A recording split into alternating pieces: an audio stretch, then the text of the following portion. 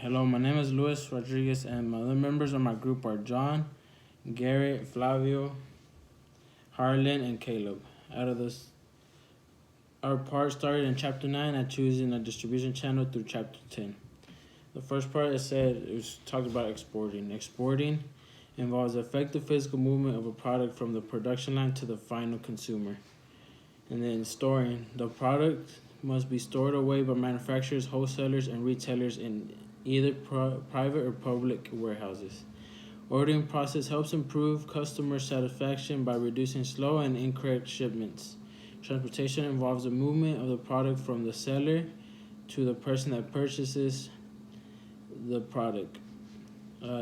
Transportation modes. Transportation modes the way a product is transported. Railroads, trucks, pipelines, and water are popular ways of transportation. Intermodal shipping is the use for a combination of truck, rail, or ship to transport goods. Choosing a distribution channel.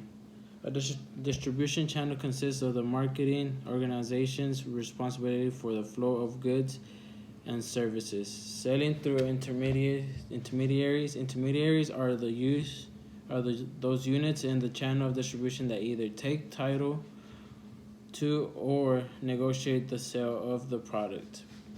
Brokers are buyers that bring goods together to negotiate purchases or sales.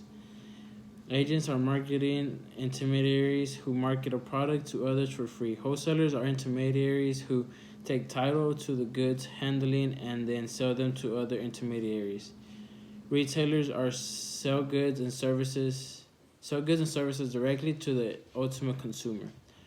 Off-price retailers are those who buy designer labels at low prices and sell them at least than typical price.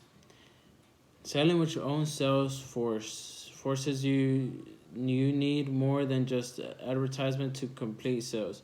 You need good customer service. This means showing interest and assisting them when they are buying.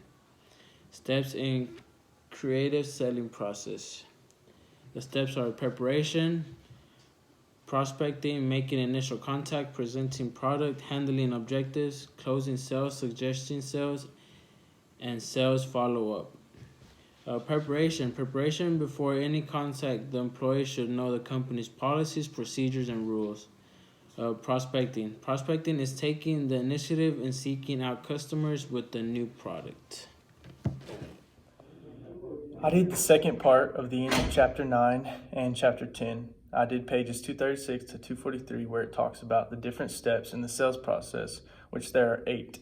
The first one is preparation, which is knowing the company's policies, procedures, and rules, while also knowing how to operate the equipment on the job and what product is being sold. Number 2, prospecting is when the salesperson contacts customers about new products. 3, making initial contact. This is making sure to greet the customers and let them know you'll be right with them. Number 4, presenting the product. When doing this, it's important to show the customer the products and how they work, but it's important to only show them one at a time because it increases chances of a sale. Number 5, handling objections. This is making sure not to make the product seem out of date when the customer says it looks out of date. Number 6, closing the sale. Offering an incentive or service will help with this. Number 7, suggestion selling. It's important to ask if the customer wants the additional piece that goes with the product, so that way it keeps them from having to come back later. Number 8, sales follow-up. This is the last step and is so important because if the customer feels like he or she is being taken care of, then they'll want to come back for more products in the future. I also had to talk about important attributes of a salesperson, which are staying persistent, staying focused, being a great listener, and being honest. Hi, I'm Sauce, and this is my part of the project. We begin chapter 10 to figure out how to obtain and manage human resources and diversity in small companies. We start with explaining how small businesses managers plan human resource needs and develop sources from which to recruit employees. The basic management functions of staffing involves planning, recruiting, selecting, and training and developing employees, as well as compensating them and providing for their health and safety. You cannot wait until you need a new employee to think about your human resource needs.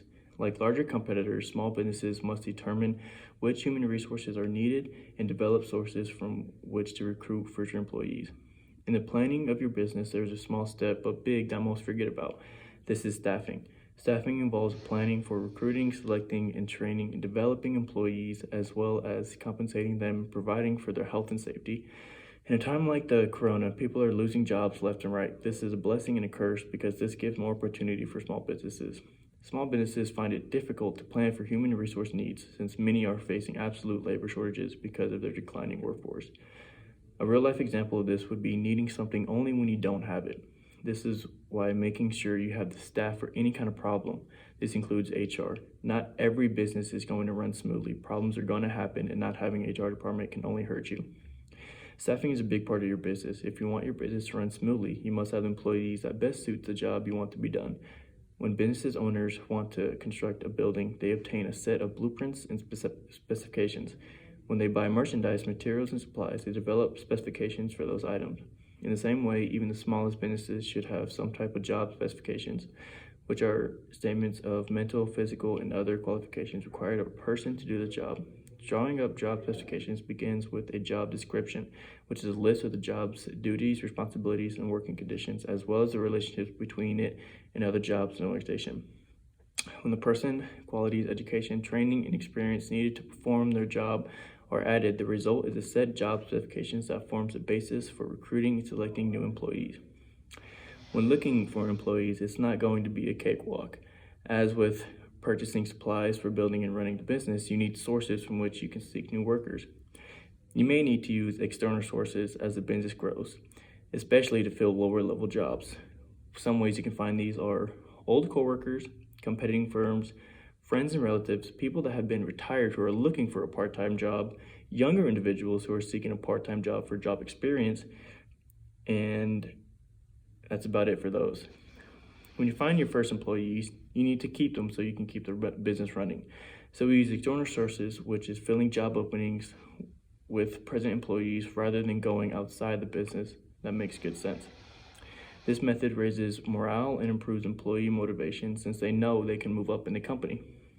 For this method, we use upgrading, which involves retraining workers so they can do increasingly complex works. Promoting, which is moving an employee to a higher position, usually with increased responsibilities, a new title, and pay.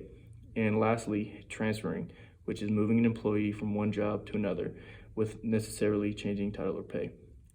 This concludes my part. This is my part of the project. So my section begins by discussing how to develop resources for recruiting potential employees. It begins by describing internal sources and how they can save a small business time, effort, and money. It starts by listing upgrading, transferring, and promoting. So upgrading is essentially retraining an employee without changing their title or pay. And then transferring is moving an employee from one location to another. And then finally, promoting is increasing an employee's responsibility as well as their title and their pay. Next, external sources are described, and they're described as mainly being used to fill lower level positions or ways to bring new ideas or perspectives into the organization. It starts by listing these external sources as you can get them from a list of former employees, friends or relatives of employees, schools and colleges, retirees or older workers, part-time employees, and then finally leased manpower. And leased manpower is essentially when an outside firm brings in their own worker, their own employee, and they perform a specific job or a specific task. And then thirdly, the book goes on to describe recruiting and selecting employees. It says that when a manager shouldn't just review applications, they should also go out and recruit potential employees. And then it lists 5 tips for recruiting. It starts with ask your current employees and offer a finding fee for new leads to hires. Second is search for seniors because people over 55 are often very dependable. Thirdly, consider internships. Fourth, try local church bulletins. And then lastly, ask the right questions and be specific about job-related talents. Then the book discusses methods for recruiting employees and why it's so important for managers to go the extra mile. It starts with listing these important methods in figure 10.3. First is networking. Networking is establishing/maintaining contact with someone in another business to use them essentially as like a word of mouth type of advertising for your business. Second are employment agencies, and these are private or government regulated agencies that charge a fee to do pre-interview screening on applicants. Advertising is anything from a newspaper to a help wanted sign and radio ads. And then fourthly is employee referrals. These are referrals from current employees about a friend or a relative or anybody that had a previous positive job experience with. And then lastly is a temporary help service. These are private agencies that provide part-time employees for a fee. Oh no, I'm sorry. And then lastly is the internet. The internet is where you can post certain job listings on social media like Facebook and Twitter, or even job sites like Indeed and LinkedIn. Next, it talks about selection and validity. Selection is part of the hiring process, and it refers to matching the job with the correct applicant. And then validity is essentially making sure that that applicant was the right fit for the job, but oftentimes this validity can't be confirmed until the employee starts working, which is why the book emphasizes that selection needs to be a key and important process in part of the hiring process. And then so it lists some techniques to gather info about applicants. It starts with screening/interviewing, and then the review/resume application info.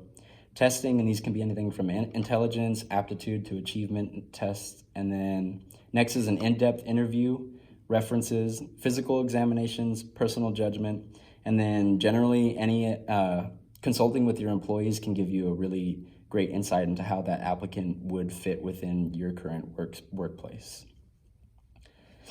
Next, it starts by discussing interviewing and avoiding risky and informal questions unrelated to the job, because oftentimes these can violate the ADA and the EEO, and these stand for the American Disabilities Act and the Equal Employment Opportunity.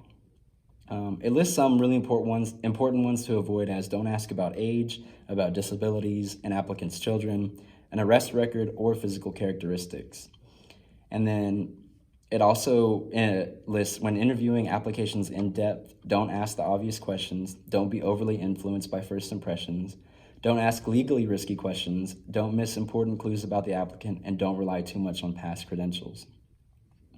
And then the book goes on to have a discussion about over-glorified resumes and why now, in today's world, a bunch of useless or unfit information is put into a resume. So it's important for managers to actually check up with their references and their past workplace establishments.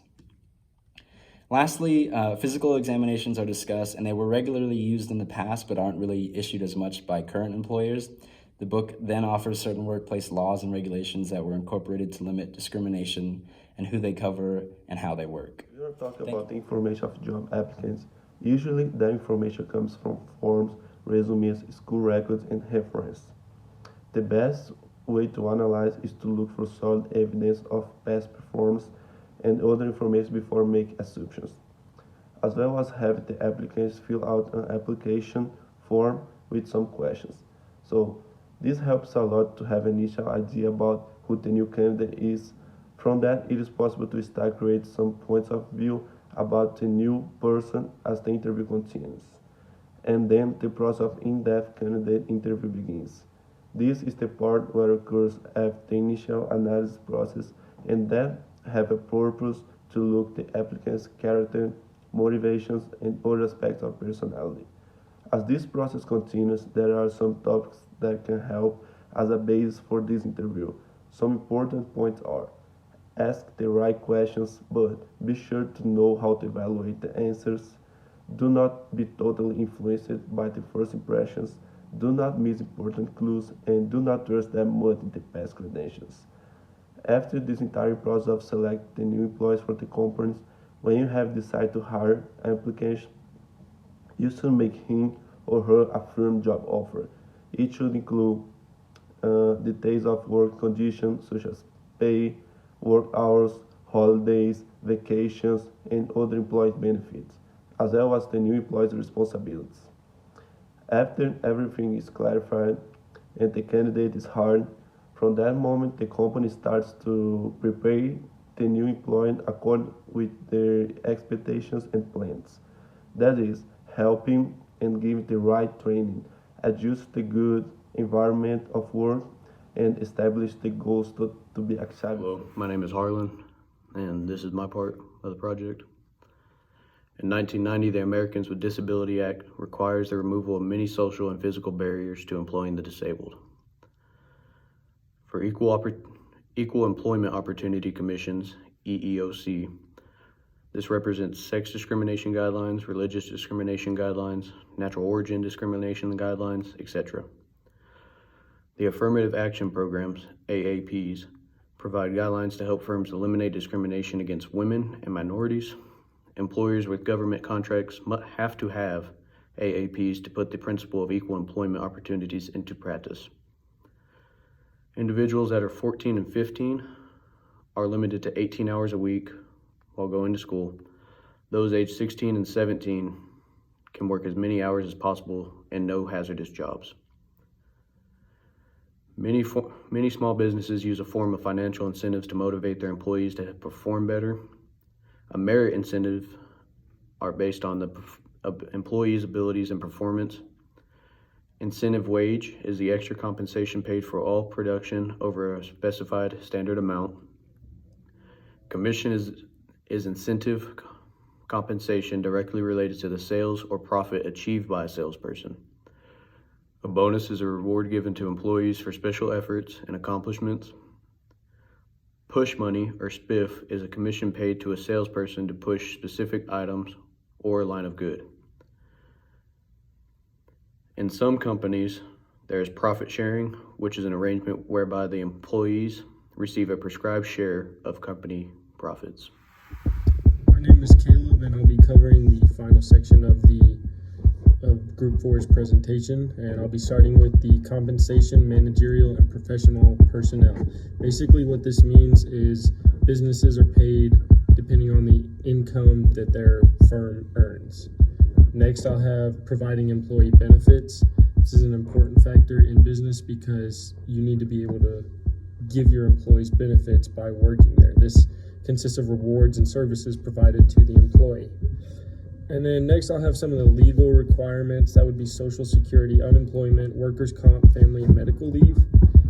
And so, beginning with Social Security, it's a federal program that provides support for the retired, widowed, disabled, and their dependents. So basically what that means is you'll see tax come out of your paycheck every month or every paycheck, and there's a Social Security that goes towards these people. Next is unemployment insurance. This would be for people that don't currently have a job and are struggling to support their family, or they've been laid off, and so the government works to give out unemployment to workers. And then next is workers' compensation. That's payments that are involved because there was a loss in the industry or an accident on the business's fault. And so basically the business is willing to, they legally have to pay for the employees' missing payments and bills. Next is the Family and Medical Leave Act. This requires employers with 50 or more employees to provide up to 12 weeks of unpaid leave for births or adoptions and to care for sick children, spouses, or parents. This is a very important factor because it allows the parents to be parents to their children and not just work all of the time. So now that we've covered all the legally requirements, we're going to go on to other popular benefits such as a defined contribution plan, defined benefit plan, and the 401k. So defined contribution plan is a pension that establishes the basis on which an employer will contribute to the pension fund. Basically, it sets how much will be going into their pension. Defined benefit plan is a pension plan whereby the amount an employee is to receive at retirement is specifically set forth. So they know how long they're going to work for their company. When they retire, that's how much they get. 401k permits workers to place up to a certain amount of their wages each year in tax-deferred retirement savings plans. This is one of the most popular that businesses give, and so it's a very nice one. Next, I'll be talking about flex comp, and then how you protect your employees with their health and safety. So one of the biggest things is OSHA, Occupational Safety Health Administration. They establish safety standards to ensure that there are safe working conditions for all employees on the basis. Next, I have employee rights. OSHA also works in that area. Basically what your employees feel that they have a right to. This could be for accidents on the job that they deserve to be covered on.